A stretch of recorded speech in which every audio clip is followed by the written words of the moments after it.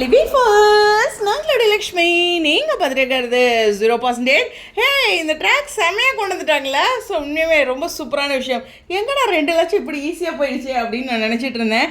எப்படின்னா இதில் வந்து ரோஹிணி மாட்டுனா அவங்களோட உண்மை தன்மை ஃபுல்லாக வந்துடும். அப்புறம் சீரியல் ஓடணும். அதனால் அழகாக ஒரு ட்விஸ்ட் பண்ணியிருக்காங்க. சூப்பருங்க. ட்ராக்கை வந்து இது யார் யோசிச்சாங்களோ, அதாவது கதைக்குழுவில் அவங்களுக்கு ஒரு பெரிய வாழ்த்துக்கள். ரொம்ப அழகாக கொண்டு வந்திருக்காங்க ஒரு கோர்வையாக. என்னடா இந்த 2 லட்சம் இருந்தோம். இப்போ பார்த்தீங்கன்னா அந்த இனிமேல் எப்போவுமே அவங்கள பற்றி பேசாத மாதிரியும் ஒரு லாக் போட்டார் முத்து. அதாவது இனிமேல் வந்துட்டு மீனா ஃபேமிலி பற்றியோ அவங்க தம்பி பற்றியோ பேசக்கூடாது. பேசினா நான் அப்புறம் பார்த்துக்கிறேன். ஏன்னா அவனாச்சும் 1 லட்சம் எடுத்தான், நீங்கள் பண்ணது 2 லட்சம் அப்படிங்கிற ஒரு விஷயத்தில் பயங்கரமாக லாக் பண்ணிட்டாங்க. அப்புறம் இந்த பணத்தை ரோஹிணி எடுத்ததும் அதில் நமக்கு ரொம்ப பெரிய வருத்தமாக இருந்தது.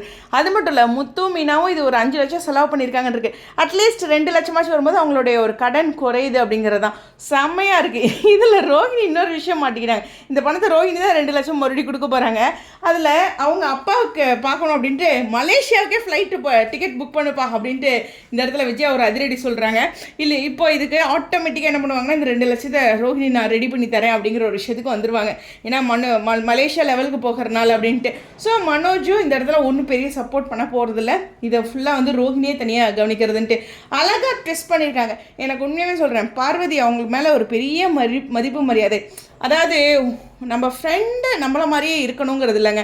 கொஞ்சம் நம்ம ஃப்ரெண்ட்ஸ்க்கு நமக்கும் வித்தியாசம் நிறையா இருக்கும். புரியுதா? ஒரே மாதிரி ஃப்ரெண்ட்ஸ் இருக்கவங்களும் இருக்காங்க. இதே மாதிரியே விஜயா பார்வதி அவங்க ரொம்ப 2 பேருமே ஆப்போசிட் கேரக்டர் இல்லையா? அந்த மாதிரி ஃப்ரெண்ட்ஸும் இருக்கிறாங்க. இப்போ பாக்கியலட்சுமிலே பாருங்கள், கோபியோட ஃப்ரெண்ட் இனிஷியலாக பார்த்துருக்கேன். அவருக்கு ஆப்போசிட்டில் தான் இருப்பார். ஸோ இதனால் இப்படி இருக்கும்போது நம்ம ஃப்ரெண்டு பண்ணுறது குறை தவறு இது எல்லாத்தையுமே நம்ம சுட்டி காட்ட முடியும். அப்படி ஒரு விஷயந்தான். பர்ஃபெக்டான செக்மேட்டுங்க இது. உண்மையுமே சொல்லணுன்னா எப்படி சொல்கிறேன், எங்கடா அடிக்கிறீங்க என்னையா அப்படின்ட்டு கல் மட்டும் மேலே விழுவும்ல, அந்த மாதிரி ரோஹிணிக்கு இந்த சரியான அடி. உண்மையுமே இது டிஸ்ட் பண்ணியிருக்காங்க. இன்றைக்கி மீனாவெல்லாம் கூட என்னது முத்து இப்படி சுற்றி வளைச்சி மூக்க தொட்டுட்ருக்காரு அப்படின்னு இனிஷியல் 5 மினிட்ஸ் அந்த எபிசோட் பார்க்கும்போது முத்து ஒரு அலிகேஷன் போடுறாரு, மீனா தான் அப்படிங்கிற மாதிரி சொல்லி ஏன் இப்படி சுற்றி வராருன்ட்டு அந்த 2 லட்சத்துக்கு அப்படியே ட்விஸ்ட் பண்ணி சூப்பராக கொண்டு வந்திருப்பாங்க.